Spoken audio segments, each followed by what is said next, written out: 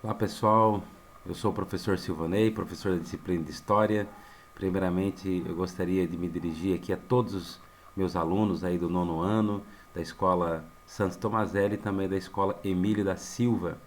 Dizer que é um prazer sempre estar aqui gravando esses vídeos, criando aqui uma maneira mais fácil de poder estar levando a compreensão do assunto histórico e sempre procurando criar alguma maneira, alguma forma de estar auxiliando vocês. O vídeo é uma maneira de auxiliar vocês na compreensão desse assunto. Então nós vamos tentar ser o mais conciso possível, vamos tentar explicar o assunto de uma forma mais tranquila possível para que vocês possam compreender, né, esse assunto, tá?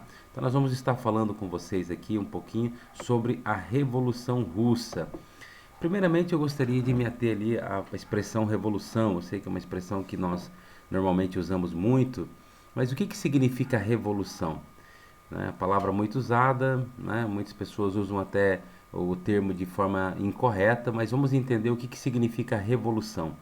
A palavra revolução significa uma mudança profunda numa determinada sociedade, seja na questão política, social, econômica ou até mesmo religiosa. Então, quando ocorre uma mudança profunda. Aqui na Revolução Russa, que nós vamos estudar, nós vamos ver uma mudança tanto no sentido político, mas principalmente político, quanto na questão também econômica, tá? Então, nós falamos um pouquinho de Revolução Russa, nós vamos falar da primeira revolução que tenta implantar um regime alternativo ao capitalismo. Né? A gente sabe que hoje, na maior parte dos países, predomina o regime capitalista, que é esse regime que se baseia na livre concorrência, livre iniciativa, liberdades individuais, né, como liberdade de expressão, liberdade religiosa, né, essa sociedade de classes como nós conhecemos, ricos, pobres, né, dividida em classes sociais. Então, o socialismo ele vem como uma alternativa ao capitalismo, né? Essa ideia é muito forte no século XIX, mas principalmente aqui no século XX, vai começar com uma revolução russa. Hoje nós temos regimes que também implantaram, como no caso da China, Cuba, e outros países, né, que implantaram o regime socialista.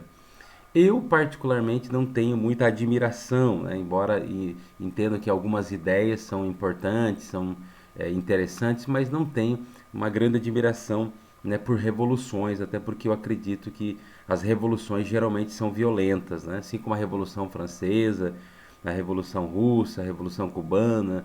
As revoluções, do modo geral, elas são muito violentas, né? Mas essa é a minha visão. Vamos entender um pouquinho os antecedentes. Então, essa revolução ela acontece na Rússia, né? Vamos entender os antecedentes, o que como que estava a Rússia antes dessa revolução, né? O que estava acontecendo lá. Então, aqui a gente pode acompanhar aqui no PowerPoint um resumo de como estava a Rússia antes da revolução, os antecedentes da revolução. Então, primeiramente, temos que entender a Rússia era um país continental, né? Um império que, na verdade, era o maior país do mundo, um país com uma extensão de mais de 22 milhões de quilômetros quadrados, né? Ou seja, um país enorme, extenso, um país que tem uma parte na Europa, mais aqui no Ocidente, e a sua grande parte fica na Ásia, né? Um país rural, né? Com a população, a sua grande maioria, vivendo nos campos, né? Temos na questão política uma monarquia absolutista, início do século XX, enquanto o Brasil já tinha uma república, na Rússia havia uma monarquia absolutista, a gente já estudou isso, né? O rei concentrava plenos poderes. O nome desse monarca ele se chamava Czar, né? Era um título, Czar, né? Que é uma abreviatura aí de César, né? César, os imperadores romanos, né? Czar. Né? A dinastia que governava a Rússia era a dinastia dos Romanov, né? E nesse período então havia muitas rebeliões aí na Rússia, principalmente rebeliões camponesas, porque a Rússia ainda tinha um formato feudal, né? Onde se explorava muito os camponeses, havia muita fome, apesar de ter muita terra, mas devido ao clima e também devido aos impostos que os camponeses eram obrigados a pagar, havia muitas rebeliões dentro da Rússia, principalmente rebeliões camponesas. Vamos lá então. Nesse período, nós temos uma grande migração do campo para a cidade. No início do século XX, a Rússia começa a modernizar um pouquinho a sua economia, né? Principalmente na região de São Petersburgo, mais no oeste, aqui, mais próximo da Europa. Nós temos a criação de polos comerciais, exploração de petróleo, aço, né? Criação de ferrovias. E ali começa a formar talvez os primeiros parques industriais na Rússia. Então, muita gente que estava vivendo no campo, que estavam em situações difíceis, acabaram vindo para a cidade em busca de condição de trabalho, embora as condições de trabalho eram péssimas também. Então, nessas regiões, principalmente em São Petersburgo, nós vamos ter também greves operárias, né, porque a condição de trabalho dos trabalhadores eram péssimas também. Né? O cara saía lá do campo, onde ele trabalhava em condições ruins, e vinha para a cidade trabalhar também em condições ruins. Mas aqui nós vamos perceber algo. A Rússia começava a migrar ou mudar sua economia para uma economia de mercado, uma economia capitalista, né, de indústria. Então era um país que estava passando por uma mudança, por uma transformação, principalmente, como eu disse, mais na região oeste ali, na região ali de São Petersburgo. Continuando, nós temos também ideias que vão aparecer nesse período. Então, como eu disse, nesse período aí do século XX, início do século XX, começam a surgir dentro da própria Rússia algumas ideias, começam a penetrar algumas ideias de Karl Marx e Friedrich Engels. Esses dois pensadores, filósofos, são os que criaram o chamado socialismo científico, lá no século XIX. Né? Eles criaram esse socialismo científico, vão lançar, né, duas grandes obras, que uma é o Capital, que hoje é usada para compreender o capitalismo. Se alguém quer entender o capitalismo a fundo, né, precisa ler essa obra, o Capital. Na verdade, são várias obras, né, que você tem uma dimensão, uma compreensão do que é o capitalismo, e também do Manifesto Comunista, que é uma obra mais concisa. Vocês podem encontrar, inclusive em PDF na internet, vocês vão entender um pouquinho da ideia socialista. Então essa corrente começa a entrar, né, principalmente dentro da Rússia. Eu não vou explicar aqui nos detalhes, né, o socialismo ou o comunismo, como alguns usam uma expressão, embora tenha diferença entre os termos, eu não vou me ater aqui. Primeira coisa, o socialismo, ele é uma espécie de alternativa ao capitalismo. Ele pregava uma transformação dentro da sociedade, né? Isso no mundo todo, mas vamos falar aqui especificamente da Rússia nesse episódio. Repartição de riquezas, né? Ele questiona assim, por que o mundo tem ricos e pobres? Tem pessoas que têm muito e outros não têm absolutamente nada. Então, a ideia de igualdade, né? Aqui surge, a gente estudou isso lá na Revolução Francesa, liberdade, questão da liberdade, igualdade, e aqui entra bastante a questão da igualdade social. A doutrina marxista faz oposição ao liberalismo econômico, ao capitalismo, liberalismo, né? Porque acredita que favorece apenas um grupo social, que são os burgueses, que são os donos dos chamados meios de produção. Prega então uma maior igualdade social e uma sociedade sem classes sociais. Né? Eles entendem que o grande problema do capitalismo são as classes sociais. Né? Os burgueses são os que detêm os chamados meios de produção, que são as terras, os bancos, as fábricas, as empresas, né? E por conta disso eles exploram a mão de obra do proletariado e acabam concentrando riqueza, enquanto o proletário, né, ganha um salário medíocre para viver a sua vida. Então é uma crítica bem concisa não diria, uma crítica bastante forte ao capitalismo. Então basicamente isso. O que o socialismo pregava? Uma transformação na sociedade, repartição de riquezas, oposição ao capitalismo e ao liberalismo, maior igualdade social e a extinção de classes sociais. Então, criar uma sociedade igualitária. Essa é a ideia do socialismo. Uma ideia bastante bonitinha, mas que tem lá seus problemas também, né? Muito bem, os principais líderes aí que vão surgir nesse período. Nós vamos ter aí Lenin e Martov, né? Os principais líderes aí das ideias socialistas, né? Embora cada um pensava um pouquinho diferente do outro, né? Os dois tinham perspectivas diferentes em relação ao socialismo. Nós vamos ter dois grupos políticos então nesse período, que é importante que vocês saibam, que são os bolcheviques e os mencheviques. A palavra bolchevique quer dizer maioria e menchevique minoria. né, foi feito um congresso lá no início do século XX e a maioria adotou então as ideias de Lenin, por isso foram chamados de bolchevique, ou seja, a maioria, enquanto a minoria menchevique. O que basicamente diferenciava um grupo do outro? Primeiro, os bolcheviques, liderados por Lenin, acreditavam o seguinte, né, que confiar a luta revolucionária a um partido centralizado, ou seja, a criação de um partido único e central, disciplinado, que unisse aí operários, soldados, camponeses. E qual que era o objetivo? Essa era a estratégia. Qual que era o objetivo? Conquistar o poder por meio de uma revolução socialista, ou seja, por meio da força. Enquanto em Martov, né, a estratégia que ele propunha era promover primeiro uma revolução burguesa. Primeiro você promove uma revolução burguesa, industrializa o país, né, numa questão mais capitalista, e derrubar o czarismo através dessa revolução burguesa e depois chegar ao socialismo por via eleitoral. Ou seja, era um grupo menos radical, um grupo mais moderado que acreditava no socialismo, mas não naquele momento, né? Talvez mais para frente a implantação de um socialismo, mas naquele momento uma revolução burguesa. Qual que era o objetivo deles? Aliar-se à burguesia, né, e chegar ao poder e depois evoluir, né, paulatinamente para o socialismo por meio de eleições. Até porque a Rússia ainda não havia desenvolvido um capitalismo, um liberalismo. Então fazer uma crítica a um capitalismo num país que nem sequer havia desenvolvido plenamente o seu capitalismo, o seu parque industrial, né, seria estranho. Então a ideia de Martov, né, parecia ser uma ideia mais coerente, embora a maioria adotou as ideias de Lenin. Muito bem. A partir de 1905 começam a ocorrer dentro da Rússia muitos problemas, começam a acontecer muitas rebeliões, havia muita pobreza dentro da Rússia, né? A Rússia havia se envolvido numa guerra também contra o Japão e acabou perdendo essa guerra, né? Queria um controle da região da Manchúria e acabou gerando ali muitos problemas. Uma guerra geralmente traz grandes problemas sociais, né? Reivindicações de operários e suas famílias. Nós temos um episódio que é bem interessante, que é o chamado Domingo Sangrento, que acontece em 1905.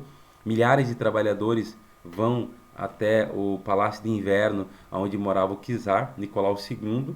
Eles marcham em direção ao palácio, né, nessa ocasião, nesse domingo, e eles vão levar uma reivindicação ao czar, né, dizendo e falando a respeito das dificuldades dos trabalhadores. Essa petição está disponível na internet, se alguém quiser dar uma lida depois. No entanto, no caminho em que eles estavam indo, os soldados do czar, Nicolau II, acabam atacando esse grupo e matando aí milhares de pessoas, camponeses, né, pessoas, operários, né, que estavam indo simplesmente fazer uma reivindicação, né, e foram assassinados, foram mortos, né, desbaratinados. Esse domingo ficou conhecido como Domingo Sangrento. A partir daí nós temos a formação dos sovietes.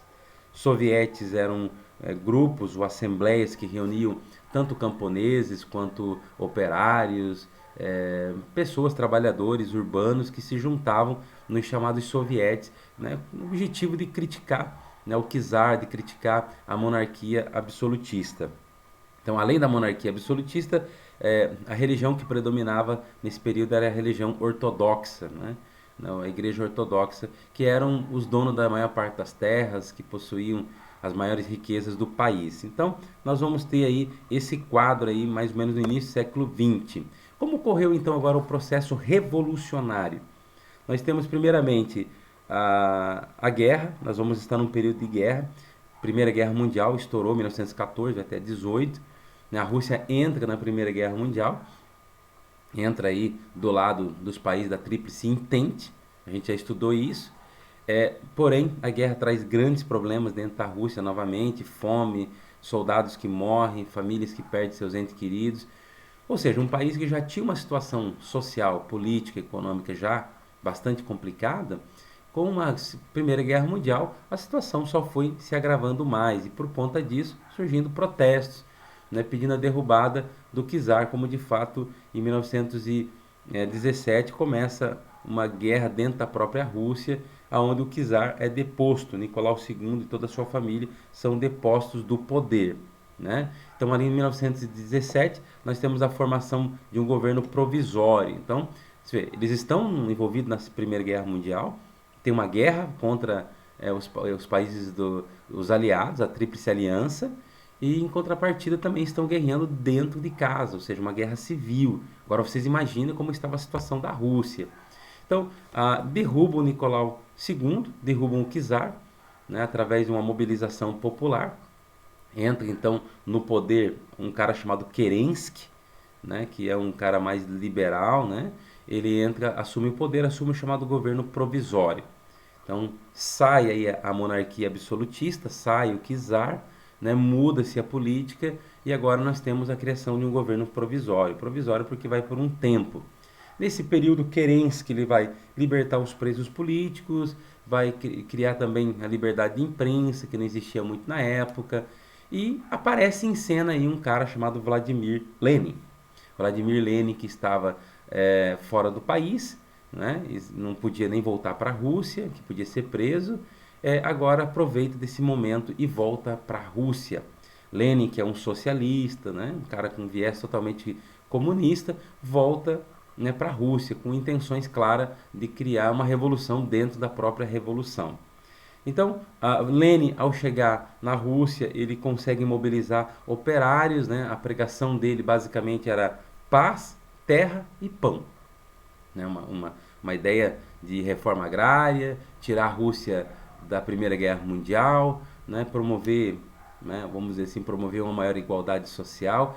E Lenin consegue, né, que estava exilado, ao voltar, consegue conquistar um grande apoio popular. E aí, em outubro de 1917, ele vai colocar fim ao governo provisório, vai retirar a Rússia da guerra, e aí nós vamos ter uma série de coisas, né? Repartição de terras, né? Criação da Guarda Vermelha. Para a gente entender melhor e ficar um pouquinho mais claro, então, a saída do czar, saída da monarquia absolutista através de uma guerra civil dentro da própria Rússia. De fevereiro de 17 a outubro de 17, nós temos um governo provisório, que é um governo mais liberal, de Kerensky, de mais liberdades. Enquanto isso, Lenin volta para a Rússia. Ao voltar, ele organiza um grupo de operários, né, com ideias socialistas, de reforma agrária, né, de repartição de riquezas, né, suas ideias conseguem ter uma maior adesão. Em outubro de 1917, ele toma o poder. Então, a primeira coisa que Lenin faz, retira a Rússia da guerra, porque era uma guerra que não fazia mais sentido se manter. A retirada a repartição de terras, que é uma promessa socialista, a reforma agrária, tira a terra de quem tem e reparte entre os que não têm. E a criação também da Guarda Vermelha. A partir daqui, nós vamos ter guerra civil. Eu não vou entrar em todos os detalhes, mas nós vamos ter uma guerra civil que vai de 1918 a 1921, dentro da Rússia, uma guerra civil extremamente sangrenta, morre muita gente nesse período aí também. Nós vamos ter a criação do Exército Branco, né, que reúne aí monarquistas, mencheviques, liberais, né, capitalistas, e do outro lado nós vamos ter o Exército Vermelho, né, liderado por Lenin, Vladimir Lenin, né, que é um exército que compunha aí os bolcheviques. Então nós vamos ter uma guerra entre pessoas que eram apoiadas pelo Ocidente, né, que tinha uma visão mais capitalista dentro da Rússia, enquanto, por outro lado, nós vamos ter o Exército Vermelho, um exército comunista, bolchevique, né, que vão entrar em confronto, em conflito dentro da Rússia. E essa guerra vai durar aí, então, de 1918 a 1921. A Guerra Civil, né, o comunismo de guerra, né, o Lenin vai implantar o chamado comunismo de guerra. Aqui muita gente morre, confisca toda a produção agrícola, os agricultores... muitos camponeses eram mortos nesse período, muitas pessoas que não tinham nada a ver até com uma luta política, que não estavam envolvidos com uma luta política, né, acabavam perdendo sua produção, acabavam sendo fuzilados, tanto por um lado quanto pelo outro. Guerra civil, são dois lados e geralmente os dois lados cometem excesso. Nesse período também, o próprio Lenin criou um tribunal, né, que julgava qualquer um que fosse contra a revolução na Rússia. Então, qualquer pessoa que fosse contra, que fosse considerado capitalista, burguês, algo nesse sentido, acabava sendo morto. Foi confiscado todas as terras, inclusive da família real, inclusive da igreja ortodoxa também. Nesse período foi colocado aqui a igualdade de direito entre homens e mulheres, a estatização da economia, ou seja, a economia passa para o controle do Estado. O Estado passa a ter o controle de toda o processo produtivo. Então, vai estatizar bancos, terras, indústrias, empresas, né? Tudo passa ao controle do Estado. Saída da Rússia da Primeira Guerra Mundial e também a criação do NEP, isso é um pouco mais para frente, né? Ali, principalmente depois desse período de guerra civil, nós vamos ter a implantação do NEP já para tentar reestruturar, né, o país. Com incentivo ao comércio, né? Então a guerra civil havia terminado, né, trouxe um saldo bastante ruim de mortes, então Lênin vai criar o NEP, Nova Política Econômica. Incentivo ao comércio, né, medidas mais burguesas, vamos dizer assim, entrada do capital estrangeiro no país, recuperação da agricultura e assim por diante, né? Essa é a nova política econômica. Então, basicamente, o que acontece é uma guerra civil, que vai de 18 a 21, né, que o Exército Vermelho ou os bolcheviques saem vitoriosos dessa guerra. A partir de 21, nós vamos ter então o confisco de terras, né, estatização da economia e assim por diante, criação do NEP, né, da nova política econômica. Apesar de todas as ideias bonitinhas, mas houve muita morte, muita consequência nefasta aí dentro da Rússia. Estamos indo para o final. Em dezembro de 1922, né, um grande congresso vai reunir povos que habitavam em território russo. Foi criada a União das Repúblicas Socialistas Soviéticas, URSS, né, que só vai ser dissolvido ali no final da década de 80, início da década de 90, que vai ser dissolvido a União de Repúblicas Socialistas Soviéticas. E nós vamos ter a ditadura de Stalin, né? Após a morte de Vladimir Lenin, nós vamos ter o surgimento aí, a ascensão de Stalin. Stalin, né, junto com Trotsky vão disputar o poder após a morte de Lenin, mas Stalin vai chegar ao poder, vai criar uma das ditaduras mais terríveis da história. Tanto é que quando nós estudamos os governos totalitários, nós estudamos o nazismo, o fascismo e também o stalinismo, porque são governos considerados totalitários. Foi uma ditadura, ele imprimiu uma ditadura, um fechamento político total, a abertura econômica de um lado, fechamento político do outro. Esse fechamento político suprimiu ou acabou uma liberdade de expressão, liberdade de pensamento, liberdade religiosa. Muita gente na Rússia morreu, né, por conta de sua religião, proibição de realização de cultos, muita gente que perdeu sua liberdade de ler a Bíblia, pessoas que perderam completamente, né, a liberdade de expressão. Então implantou uma ditadura mesmo, cruel, terrível. A ditadura stalinista foi uma das mais cruéis da história, né, um regime totalitário, sangrento, né, e cruel, com criação de campos de concentração. Né? A gente só fala de campos de concentração na Alemanha e esquece que na Rússia também existia campos de concentração. Campo de trabalho forçado, né, para onde qualquer um que discordasse do regime stalinista ia para lá. Gente, a ideia socialista de igualdade, né, distinção de classes sociais, parece ser uma ideia muito bacana. Mas aonde o socialismo foi implantado, ou tentaram implantar o socialismo, se implantou também uma ditadura. E isso está na própria ideia de Marx, quando ele fala sobre a ditadura do proletariado. Aonde o socialismo entrou, ele foi extremamente sangrento, perseguiu pessoas, matou pessoas, suprimiu liberdades, né? Países socialistas, como o próprio exemplo de Cuba ou a mesma China, são países que não têm liberdade. Eu, particularmente, prefiro não ter uma igualdade tão relevante, embora considero que é importante se promover a igualdade sempre, sempre se promover a igualdade, por meio de políticas, por meio de esforços políticos, mas eu considero a liberdade como o elemento mais importante do ser humano, depois da vida. Né? Nós temos direito à vida, que para mim é o direito mais importante, né? Você tem que ter vida. Agora, adianta eu ter vida e não ter liberdade? Né? Adianta eu viver num país onde existe uma certa igualdade, mas eu não tenho liberdade? Né? Eu acho que a liberdade, depois do direito à vida, para mim a liberdade é o fator mais importante, o direito fundamental humano mais importante.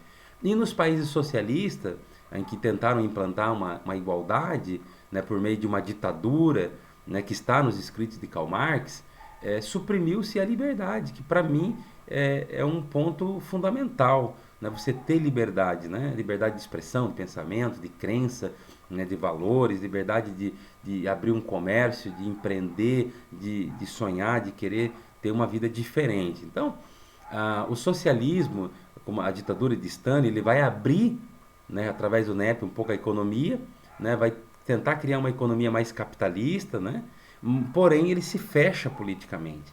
Né? Apesar de Stalin tentar mostrar uma imagem bonita através da arte, né? Mostrar uma imagem de paternal, como o próprio Vargas fez aqui no Brasil, como o próprio Hitler fez na Alemanha, ou Mussolini fez também na Itália, ele também vai fazer, mas era um governo extremamente cruel, tanto é que de 36 a 39, esse período ficou conhecido como o Grande Terror. Para vocês terem uma ideia, esse decreto 447, de 30 de julho de 1937, ele previa o seguinte, né, que tinha ali 200 quase 260 mil pessoas, né, que eram considerados antissoviéticos ou antissocialistas, que deveriam ser detidos. Né? A maioria dessas pessoas acabaram mortas, outras que não foram mortas pararam em campos de concentração. Né? Pessoas que foram caçadas, padres, mencheviques, socialistas, não revolucionários, nacionalistas, pessoas que discordassem das ideias de Stalin, que discordassem do governo, acabavam sendo mortos, né? Acabavam sendo perseguidos, né, pela polícia, pela Guarda Vermelha, né? E infelizmente perdiam suas vidas ou iam parar em campos de concentração. Então, assim, em resumo, nono ano, eu gostaria de deixar bem clara a minha opinião, a minha visão aqui, que o socialismo é uma ideia bonitinha, mas que na prática não funciona. Não funciona, é uma ideia que infelizmente aonde foi implantado, né, trouxe assassinatos, cassação de liberdades, as pessoas perderam direitos básicos, como o direito de se expressar, de criticar o governo, liberdade religiosa, né, as liberdades que nós temos aqui no capitalismo. O capitalismo é perfeito? Claro que não. Né? A gente tem muita pobreza ainda no mundo, pessoas que passam fome no mundo. O capitalismo também é cruel. O capitalismo também tem os seus problemas. Porém, eu julgo que o capitalismo tem uma coisa que o socialismo não tem, né? Que é a liberdade. Né? Apesar de tudo, nós temos a liberdade de expressão, de pensamento. E, claro, apesar de todos os problemas do capitalismo, é possível, por meio do próprio capitalismo ou do desenvolvimento do próprio capitalismo, a gente combater as desigualdades. Né? A gente criando riqueza, a gente consegue repartir também. Agora, num país pobre, onde tem pobreza, se a gente for repartir alguma coisa, nós vamos repartir pobreza e não vamos repartir riqueza. Então, para mim, na minha concepção, o socialismo que começou a sua implantação na Rússia não deu certo, tanto é que hoje é um país, é um país que se abriu desde a década de 90, que vai se abrir, né, para o capitalismo, né, a Rússia. A China é um país que se diz socialista, mas é apenas na parte política, na parte econômica é um país capitalista.